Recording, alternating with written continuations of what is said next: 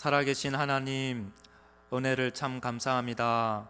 오늘도 오후 예배 가운데 우리를 만나 주셔서 참으로 하나님 말씀 앞에 우리가 서기를 원하며 그 말씀 앞에 우리가 반응하고 그 말씀으로 또한 힘을 얻기를 원합니다. 오늘 이 시간도 하나님이 말씀하시는 그 음성에 우리가 귀를 기울이게 도와주시고, 하나님 우리에게 속삭이는 그 사랑의 메시지를 하나님 우리가 받는 시간 되게 인도하여 주옵소서. 우리 하나님의 성령께서 오늘 우리 예배 가운데 함께하여 주시며 인도하여 주시기를 간절히 바라오며 예수님의 이름으로 기도합니다. 아멘.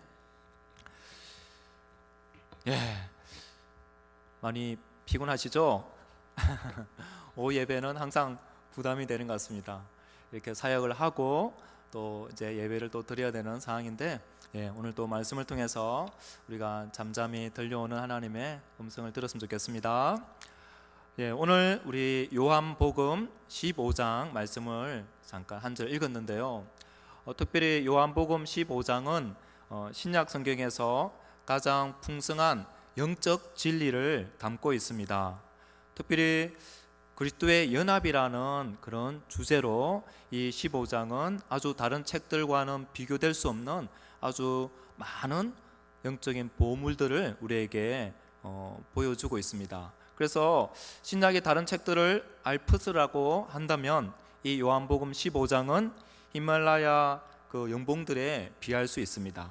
그래서 아주 중요한 말씀이 너무나 많이 들어와 있습니다. 그래서 그런지 오늘 우리가 읽은 15장을 우리가 다 모른다 할지라도 오늘 읽은 말씀, 너희가 내 안에 거하고 내 말이 너희 안에 거하면 무엇이든지 원하는 대로 구하라, 그리하면 이루리라 라는 이 말씀을 아마 많은 분들이 다 기억하실 것입니다. 아마 장절은 이렇게 잘 몰라도 이 말씀을 다들 많이 좋아하기도 하고 암송하기도 하고 이 말씀을 아주 좋아합니다. 그래서 많은 사람들이 이 말씀에 대해서 특별히 생각할 때 앞부분은 빨리 이렇게 지나가고 뒷부분에 보면 무엇이든지 원하는 대로 구하라, 그리하면 이루리라, 이 말씀을 특별히 기억하는 경향이 있는 것 같습니다. 그런데 우리 주님은 먼저 너희가 내 안에 거하고 내 말이 너희 안에 거하면을 먼저 말씀하고 계시는 것입니다. 이렇게 우리가 한 구절 말씀을 보더라도 강조점들이 이렇게 다르게 볼 수 있는 것입니다.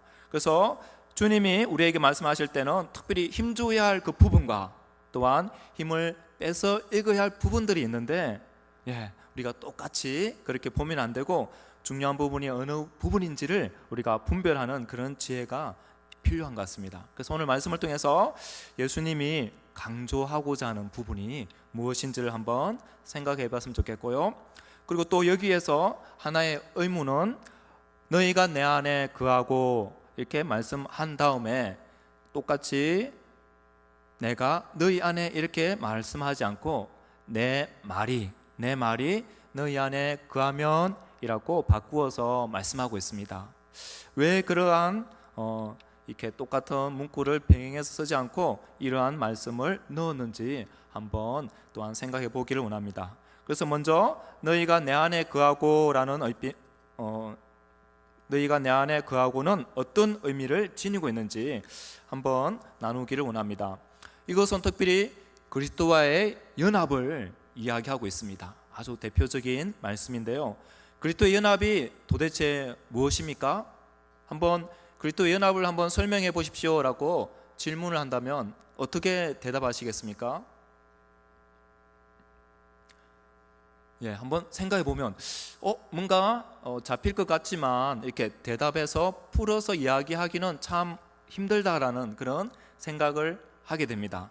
왜냐하면 연합이라는 것은 아주 쉽게 우리가 설명할 수도 없고 또한 이해하기도 쉽지가 않습니다. 왜냐하면 눈에 보여지지 않기 때문인 것입니다. 그래서 특별히 종교개혁자 존 칼빈은 구원론에 있어서 이렇게 이야기를 했습니다. 그리스도의 연합을 통하여 여러 좋은 은사들이 주어진다라고 그렇게 설명하고 있습니다. 그래서 그리스도의 그 연합은 특별히 주님이 내 안에 거하는 것입니다. 그래서 오늘 우리 15장을 통해서 구체적으로 포도나무 비유를 통해서 그리스도와의 연합은 어떠한 것인가를 이제 상징적으로 우리에게 보여주고 있습니다. 그래서 그리스도가 내 안에 거하는 그 연합의 의미를 한번 우리가 생각해보고 그 특징을 한번 생각해 본다면 이렇게 표현할 수 있습니다. 먼저는 주님과의 영적 교제를 의미하는 것입니다. 그것은 바로 포도나무 가지에 붙어 있는 것과 같이 그리스도와의 생명적인 연합을 통한 영적인 교제인 것입니다.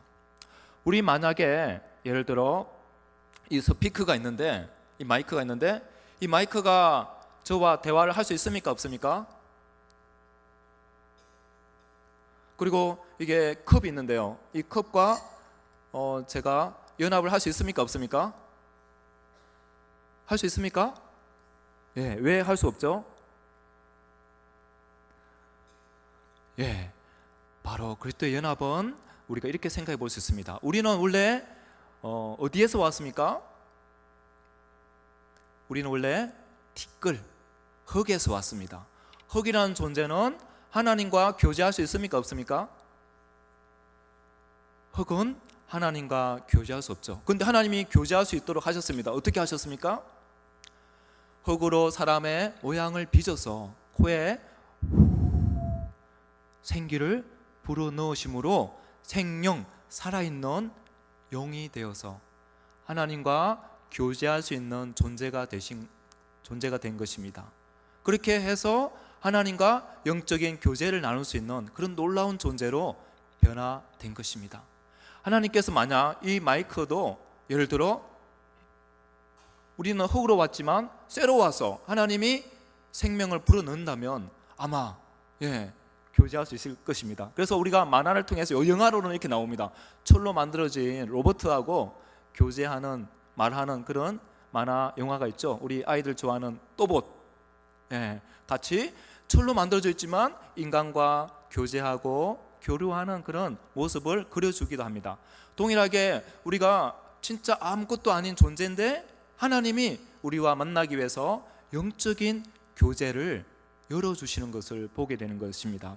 그래서 주님과의 연합은 주님 안에 우리가 거한다는 것은 바로 주님과의 영적 교제를 의미하는 것입니다. 그래서 그 포도나무 가지에 붙어 있는 것 같이 가지가 바로 그리스도와의 생명에 우리가 이렇게 붙어 있으므로 그분과 영적 교제를 나누게 되는 것입니다. 그래서 그 대표적인 것이 뭐냐면요, 하나님은 어떻게 교제를 하게 되냐면 우리와 말씀을 통해서 교제를 하게 되는 것입니다. 그래서 말씀의 깊은 가마를 통해서 주님의 뜻이 무엇인지를 우리의 마음에 새기시고, 그리고 또한 진실한 기도를 통해서 주님의 마음이 어떠한지를 우리에게 알려주시는 것입니다.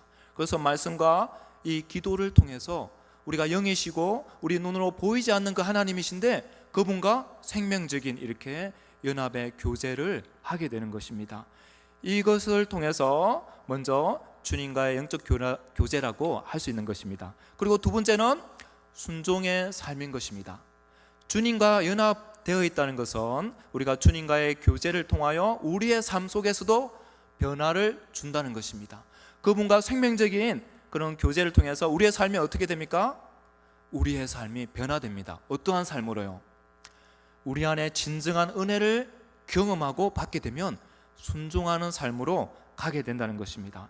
그래서 순종은 영적 교제의 기초에서 오는 것입니다.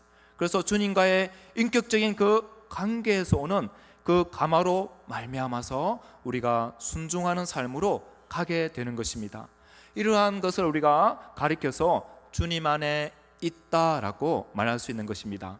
그래서 우리가 너희가 내 안에 거하고를 이제 이렇게 한번 그림으로 그려볼 수 있습니다.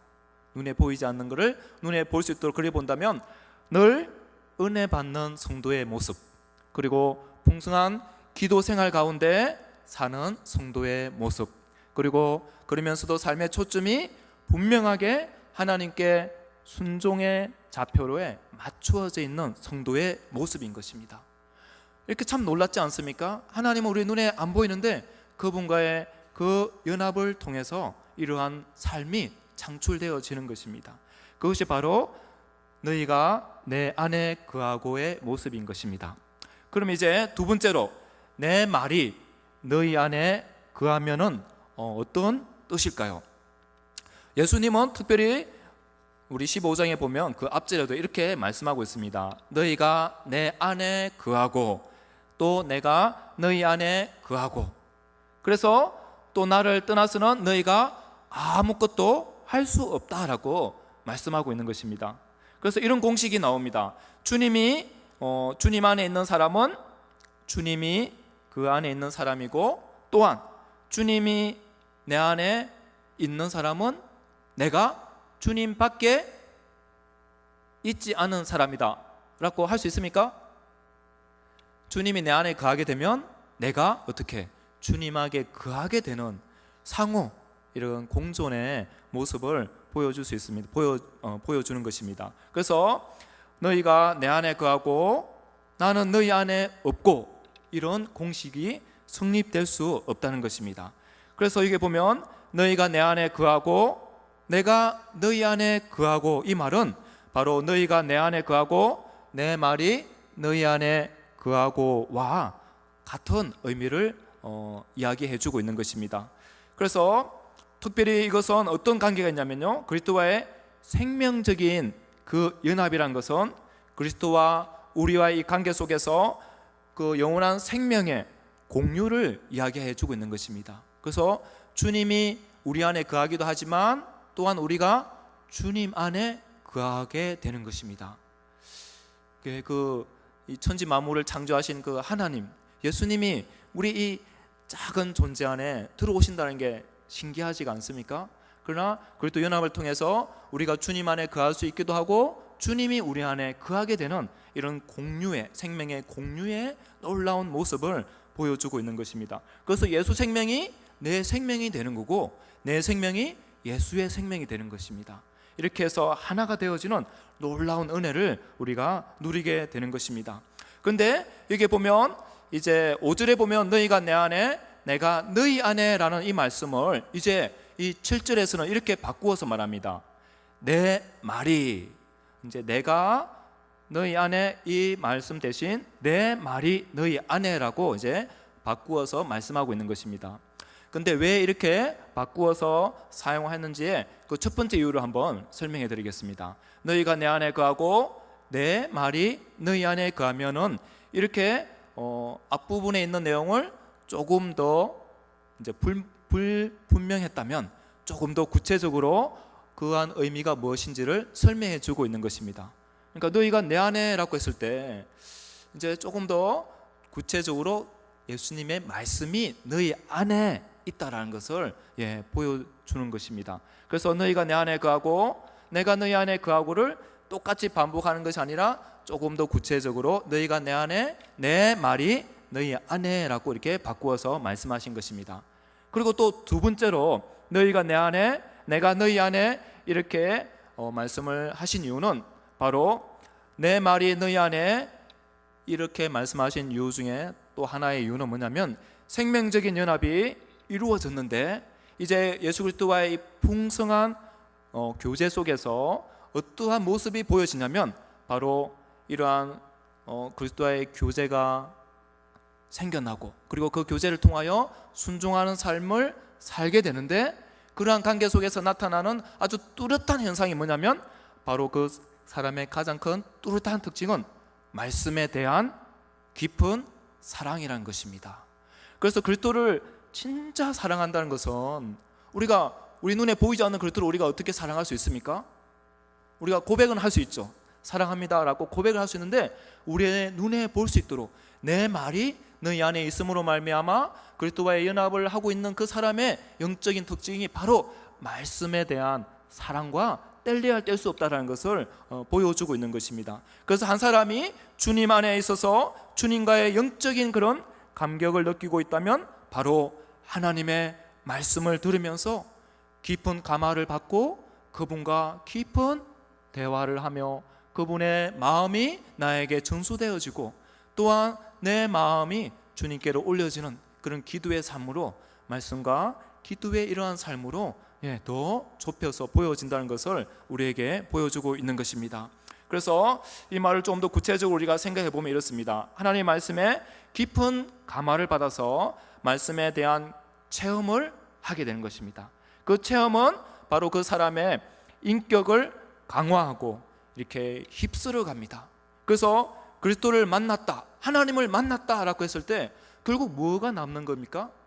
우리의 마음판에 결국은 하나님의 그 말씀이 그 우리의 마음에 핵을 긋고 지나가는 그런 인격적인 경험들이 있어진다는 것입니다. 그래서 우리가 그리스도 안에 거한다고 했을 때 그 말씀이 우리를 인격적으로 만나서 우리의 삶이, 우리의 인격이 변화되어지고 그 체험을 통해서 더 지속적으로 하나님을 사랑하게 되고 예수님을 더욱더 사랑하게 된다는 것입니다. 그래서 예수님이 이렇게 내 말이 너희 안에 거하면은, 바로 특별히 우리 구약의 말씀과 생각해 본다면 어떻을까요? 특별히 구약에 대한 말씀은 아주 많은 율법들이 주어집니다. 613개 많은 율법의 조항들이 주어지고 이 많은 말씀들을 지켜야 됩니다. 구약에는 많은 율법들이 주어지는데 참 많은 말씀을 지켜라 라고 구약에는 이야기하고 있는 것 같습니다.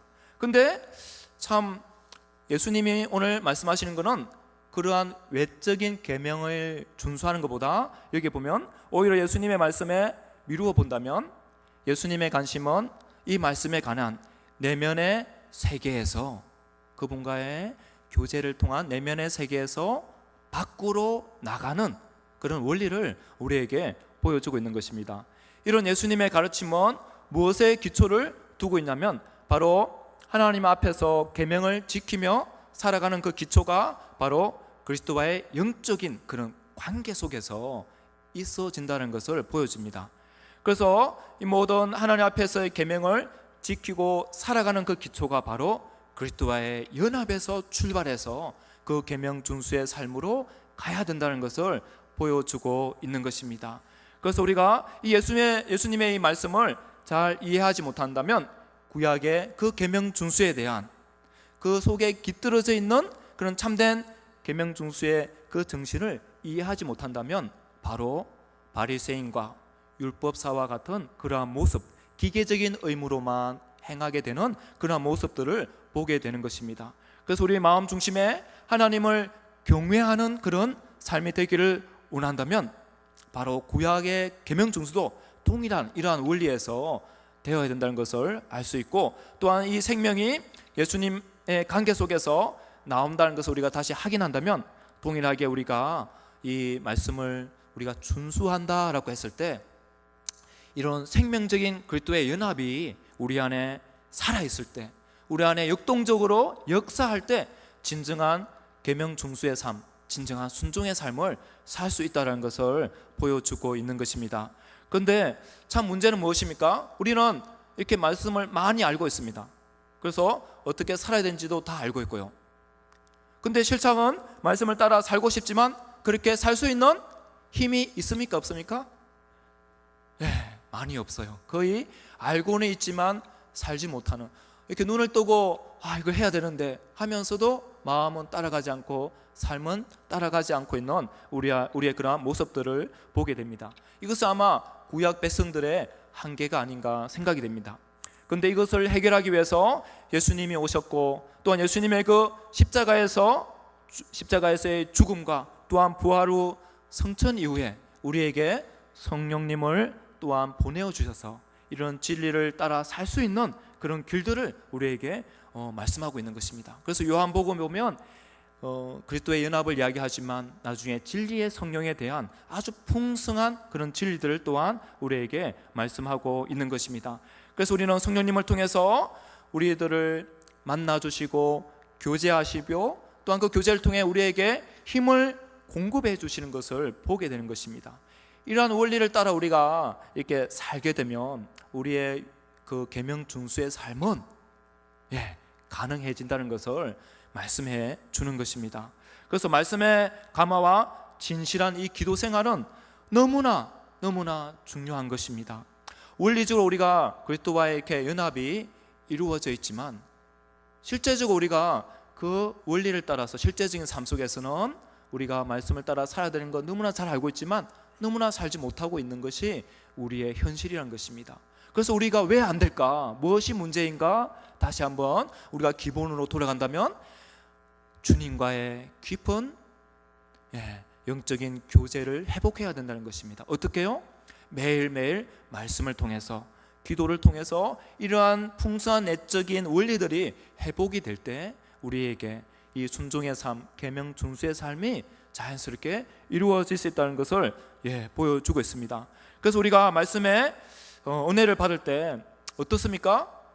이러한 원리가 우리에게 적용이 되면 우리가 예배에 나오면 어떻게 됩니까? 말씀 은혜를 받습니까? 안 받습니까? 많이 받습니다. 근데 요즘 우리 예배 생활에 우리 성도님들 이렇게 예배 와서 예배 감격에 빠져서 진짜 예배 하나님 만났다, 너무 감격적이다, 눈물 흘리면서 예배 드리는 그런 시간들이 많이 있습니까? 어떻습니까? 우리는 참 너무나 좋은 친구를 오래간만에 만나도 눈물이 나는데 매주 우리가 일주일 동안 이렇게 살다가 예수님 만나고 하나님 만나러 예배하러 옵니다. 근데 우리가 예배 속에서는 어떻습니까?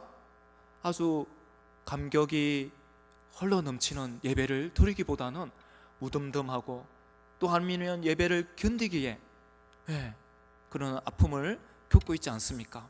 그래서 우리는 참으로 우리의 진정한 이 원리를 따라 산다면 우리의 예배에 항상 우리는 울어야 된다는 것 같아요. 울어야 되는 것입니다. 그러니까 하나님을 만났기 때문에 너무 기뻐서 울든지, 아니면 내가 예배에 하나님을 진짜 못 만났기 때문에 억울해서 울고 가야 되는 것이 바로 예배 생활이라는 것입니다. 그래서 우리 안에 참으로 이런 감격이 넘치는 그런 예배를 우리가 회복해야 되는데 이것을 회복하기 위하여서 다시 한번 우리가 기본으로 돌아가야 되고 이런 영적인 주님과의 교제를 다시 한번 회복함으로 말미암아 그러한 예배의 감격의 은혜를 누리시는 우리의 성도님들이 다 되시기를 바랍니다. 그래서 이러한 영적 원리를 따라 살지 않으면 뭐가 오냐면요, 영적 고갈이 찾아오게 됩니다. 그래서 이제 말씀도 안 읽어도 문제가 없고 또 기도도 좀 쉬다가 안 하다가 기도를 이렇게 쉬어도 문제가 없는 진짜 무덤덤한 영적 상태로 가게 되는 것입니다. 우리 사막에 가보면 뭐가 있습니까? 사막에는 선인장이 있습니다. 가시가 돋친 선인장. 원래는 그 선인장이 물이 풍성하고 살기 좋은 곳이면 어떻게 될까요? 나무 이파리가 이렇게 많이 풍성하게 납니다. 근데 물이 없고 메마르게 되면 어떻게 될까요? 그 광합성 작용을 덜 하기 위해서 계속 이렇게 이파리가 이렇게 줄어든답니다. 그래서 줄어들어서 뭐가 됐습니까? 가시가 되는 겁니다. 우리가 영적인 고갈을 계속적으로 경험하면 우리 안에 가시가 돋게 되는 겁니다. 자신도 모르는 사이에. 그래서 우리 안에 나의 그 옛 재성, 본성들이 이제 메마른 영적 생활 가운데서 툭툭 이제 나온다는 것이죠. 그래서 이것이 계속 이제 경험되면 나중에 내가 그러한 상태에 있는지도 이제 알지 못하게 되고, 그래서 한번 또 이렇게 어떤 부흥회라든지 우리 영성 집회라든지 이렇게 한번 팍 두드려서 뭔가 한번 또 은혜를 받으면 잠깐 깨어났다가 이렇게 살면 안 되지, 다시 예배를 회복해야지, 말씀을 회복하고 기도를 회복해야지, 그렇게 결단하지만 근데 그 원리대로 또 살지 아니하면 또 금방 자신도 모르는 사이에 영적인 고갈과 침체에 빠지게 되는 것을 보게 되는 것입니다. 그래서 우리가 하루하루 살아가는 것이 이런 주님과의 관계 속에서 신령한 은혜를 받고, 그러한 은혜 가운데 우리가 말씀을 통하여 기도를 통하여 날마다 영적 공급과 그분과의 날마다 사랑의 교제, 이러한 것들이 지속적으로 일어나야 그러한 삶을 계속 유지해 나가고 그러한 삶을 또한 풍성하게 살아갈 수 있다는 것입니다. 그래서 오늘 참으로 우리 안에 다시 한번 이 말씀을 통해 정말 예수님의 그 말씀이 우리 안에 있습니까? 어떻게 하면 내가 행복하게 살 수 있을까? 이런 것이 우리의 고민이 아니라 어떻게 하면 예수님이 내게 말씀하심에 내 삶을 온전히 구현할 수 있을까? 예수님이 내 삶에 있고 그 다음에 내 삶의 핵심이 참으로 거룩과 경건을 향한 그런 삶으로 우리가 가야 된다는 것입니다. 그래서 우리가 날마다 깨뜨려지고 변화되어지고 힘을 얻고 참으로 이렇게 그리스도의 그런 연합 또한 교제를 통하여 말씀 생활, 기도 생활 통하여서 하나님의 그 사랑을 날마다 순간순간 이렇게 우리가 느끼고 그런 은혜를 공급받으며 살아야 된다는 것입니다. 그래서 우리가 예수님의 사랑을 받으며 사는 유일한 길은 주님이 내 안에 거하고 주님의 말씀이 우리 안에 거한다는 것이 바로 예수님이 우리에게 말씀하고자 하는 것입니다. 다른 길이 없다는 것을 말씀하고 있습니다. 그래서 우리가 가끔 교회에 와서 은혜 받고 우는 근원은 충분하지가 않다는 것입니다. 많은 경우들이 한 번씩 이렇게 은혜를 받아요, 진짜. 근데 계속 원 상태로 돌아가는 이유를 우리가 한번 심각하게 고민을 해봐야 된다는 것입니다. 이러한 영적 원리를 우리가 다시 한번 깨닫고 이러한 원리로 우리가 돌아가야 된다는 것을 말씀하고 있는 것입니다. 그래서 오늘 내 말이 너희 안에 있다라는 이 말씀의 의미를 바로 이렇게 우리가 한번 생각해 볼 수 있고요. 이제 두 번째로 이제 하반절에 이것이 된 이후에 우리에게 이렇게 말씀 약속하고 있습니다. 무엇이든지 구하라 그리하면 이루리라. 우리의 기도 생활에 있어서 말씀이 먼저 우리 안에 거해야 되고 주님이 내 안에 거하며 말씀이 내 안에 거할 때 그때 예수님의 약속은 너무나 대단합니다. 무엇이든지 어떤 것이 아니라 무엇이든지 아니면 모든 것을 구하라 그리하면 이루리라는 것입니다. 이것은 뻥이 아닙니다. 예수님이 말씀하셨기 때문에 무엇이든지 구하라 그러면 이루리라는 것입니다. 우리는 이 말씀을 잘 믿지 않죠. 왜냐하면 우리가 많이 구하고 기도했는데도 응답되지 않는 우리의 기도의 삶들을 보기 때문입니다. 그래서 왜 기도 응답이 안 될까? yes, no 또 기다림의 어떤 응답들이 있기는 하지만 우리가 많은 기도 생활을 하기는 하지만 실제적으로 많은 응답들을 받지 못하고 있는 이유가 우리가 이 뒷부분에 포커스를 맞추는 것이 아니라 앞부분이 되어야 그래야 뒷부분은 저절로 예수님이 약속하신 대로 기도의 응답들을 주신다라고 말씀하고 있는 것입니다. 그래서 한 사람이 주님 안에 있고 주님의 말씀이 우리 마음 가운데 있으면 이제 그 말씀을 따라 사는 삶이 당연하게 따라오고 그리고 기도 생활 가운데서도 이제 풍성한 응답의 열매들을 받게 됩니다. 그래서 8절에 보면 이러한 응답을 통해서 하나님이 영광 받으신다라고 말씀하고 계시고 또한 너희가 내 제자가 되리라고 말씀하고 있습니다. 그것은 이러한 응답을 통해서 하나님이 영광 받으시고 우리가 주님의 제자인데 주님의 제자의 모습으로 이렇게 드러나게 되리라고 약속해주고 있는 것입니다. 그래서 우리 이렇게 주님이 내 안에 거하지 않고 주님의 말씀이 내 안에 거하지 않고 있을 때 우리의 기도의 이 뒷부분을 가지고 주님이 약속했다면 이렇게 이야기할 것입니다. 수단과 방법을 가지 않고 말해보라고 하셨죠. 무엇이든지 구하면 다 이루리라고 말씀하셨죠. 그래서 이 약속을 얻기 위해서 이제 내가 그동안 주님을 믿었는데 이제 절호의 찬스다, 절호의 기회다라고 하면서 우리가 주님 앞에 진짜 나의 소원을 아릴 때가 있다고 생각해 봅시다. 주님이 그러한 기도를 응답해 주실까요? 그런 의미에서 이 약속을 주셨을까요? 그것은 분명히 아닐 것입니다. 앞부분이 이루어진 사람들에게 향하여서 이 뒷부분에 풍성한 기도의 응답의 약속을 주시고 계시는 것입니다. 왜 이러한 응답을 주실까요? 주님이 친정 내 안에 온전히 내 안에 거하고 나를 주장하신다면 나의 기도의 제목은 주님의 그 마음이 내 안에 있고 내 마음이 주님 안에 있는데 그 기도의 제목은 어떠한 제목이 될까요? 그것은 하나님의 아버지의 뜻을 받들어서 그 기도의 제목으로 하나님 앞에 아릴 것입니다. 응답 안 해주면 누구 손해입니까? 내 손해입니까? 하나님 손해입니까? 아마 하나님 손해일 것입니다. 그래서 무엇이든지 구해라, 내가 다 응답해 주겠다라고 말씀하시는 것입니다. 그래서 우리 안에 참으로 다시 한번 우리를 그리스도인으로 우리를 주님의 자녀로, 우리를 또한 그리스도와 연합하는 자로 왜 우리를 부르셨을까요? 우리의 뜻을 이루고자 하는 것이 아니라 어떻게 보면 그리스도의 이 신비적인 연합을 통해, 하나님을 통해 주님이 우리 안에서 사시면서 우리를 통하여 일하기를 원하시고, 또한 우리를 통하여 이 기도 응답들을 통하여 하나님이 영광받기를 원하시며, 또한 주님의 제자로 이렇게 드러나기를 원하시는 것을 보게 되는 것입니다. 그래서 참으로 우리 안에 다시 한번 이런 영적인 기본적인 원리이지만, 우리가 이 원리를 벗어나서 다른 어떠한 방법으로 기도의 응답이라든지 또한 계명 중수의 이 많은 힘든, 어떻게 보면 삶이라고 할 수 있는 부분이 우리의 힘으로 할 수 없다는 것을 보여주고 있는 것입니다. 주님이 우리 안에 거할 때 더 구체적으로 이 주님의 생명의 말씀이 내 안에 인격적으로 경험되어지고 부딪혀질 때 예배의 감격과 예배의 은혜들, 그러한 하나님의 마음이 나에게 쏟아지고 하나님의 그 마음이 나에게 부어지는 그런 놀라운 은혜들을 체험하게 될 것입니다.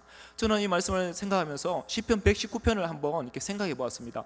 이 시편 119편은요, 엄청난 많은 구절들이 있죠. 그 구절 한 구절 안에 계명이라는 말씀이 다 하나 이상은 들어가 있습니다. 이 계명으로서 이 시편을 이제 히브리어 알파벳을 사용해서 다 그 순서 따라 이렇게 기록한 것인데, 놀랍게도 그 계명 중수를 너무나 힘들고 어렵게 보는 것이 아니라 어떻게 해요? 그 고백을 들어보면 보통 상상하기 힘든 고백들을 합니다. 여호와의 그 하나님의 말씀은 어떻다라고 말씀하고 있습니까? 꿀송이보다 더 달다. 그리고 그 말씀을 통해서 내가 계속 찬양하기를 원한다. 그 말씀을 너무나 사모하고 그 사모함을 헐떡인다라고 이렇게 막 사슴이 시냇물을 찾기에 이렇게 막 갈급한 것처럼 그 말씀을 먹기 위해서 이렇게 막 헐떡이는 그런 갈급하는 그런 고백들을 막 읽게 되는 것입니다. 어떠한 그런 비밀들이 그 심령 안에 숨어 있기 때문에 이러한 고백들을 할 수 있을까요? 참 우리하고 너무나 거리가 먼 고백이 아닌가 생각이 되더라고요. 근데 분명히 오늘 예수님이 이 신약에 그 예수님이 포도나무가 되셔서 우리가 그 가지로 그분 안에 연합됨으로 말미암아 이런 풍성한 열매를 맺고 그분과 연합을 통하여 풍성한 그런 은혜들을 공급받으며 살 수 있다. 그래서 그 말씀에 대한 감격들을 이렇게 누리며 살 수 있다는 것을 우리에게 도전해 주고 있는 것입니다. 그래서 예수님의 그 생명이 우리 안에 넘치도록 우리가 기도해야 될 것이며, 그래서 주님의 마음이 이제 우리의 마음이 되어서 주님을 향하여서 우리가 그 마음을 가지고 우리가 하나님 앞에 구하고 간구할 때 놀라운 응답의 역사가 일어난다는 것을 도전해 주고 있는 것입니다. 그래서 특별히 우리 자녀들이 이제 여름 성경학교, 여름 수련회를 지금 진행을 하고 있고 또한 준비하고 있습니다. 우리 자녀들이 참으로 이러한 말씀의 은혜를 받는 그런 수련회가 참 되기를 꿈꾸고 있습니다. 참 요즘 보면 많은 다른 것으로 이제 채우려고 하지만 그것으로 안 된다는 것을 우리가 역사적으로 교회적으로 이렇게 보여주고 있는 것 같습니다. 진짜 우리가 다시 돌아가야 할 길은 기본으로, 본질로, 그것이 회복되지 않으면 다른 어떤 것으로 우리를 만족할 수 없고 우리를 변화시킬 수 없다는 것을 너무나 심플하게, 너무나 간단하게 우리에게 보여주고 있는 것입니다. 너무나 간단하지만 이 원리를 따라하지 않으면 우리가 그렇게 살 수 없다는 것을 보여주고 있는데요, 우리 특별히 어린 우리 자녀들이 이런 말씀의 맛을 경험하는, 그 말씀이 우리 자녀들의 마음에 심겨지는 그런 성경학교가 될 수 있도록 우리가 함께 기도했으면 좋겠고요, 또 우리 영적 부모님으로서, 또 우리 교사로서, 우리 또한 육적인 부모님으로서 우리 자녀들을 양육하는 우리 모든 부모님들이 이러한 원리를 따라 우리 안에 주님과의 그 연합이 이론으로 끝나는 것이 아니라 실제적인 그런 연합의 삶을 우리가 주님과 교제하고 순종하는 그런 삶을, 특별히 말씀이 우리 안에 거한다라는 이 원리를 따라 우리가 이 말씀의 은혜를 회복할 수 있도록 개인의 경건의 말씀 생활, 그리고 큐티 생활, 그리고 예배 생활 다 연결되어 있습니다. 예배의 핵심이 결국 말씀이 아닙니까? 말씀을 통해서 우리가 은혜를 받지 않으면 우리는 살 수 없는 존재라는 것을 분명히 보여주고 있습니다. 그래서 우리의 개인의 영적 생활부터 시작해서 우리 교회 전 모든 모임에 이 말씀의 은혜가 이렇게 넘쳐날 수 있도록 우리 마음에 그 말씀이 우리 안에 거하는 그런 놀라운 신비의 그 연합의 은혜가 우리 모든 성도님들과 우리 또한 자녀들과 우리 모두에게 있기를 간절히 바랍니다.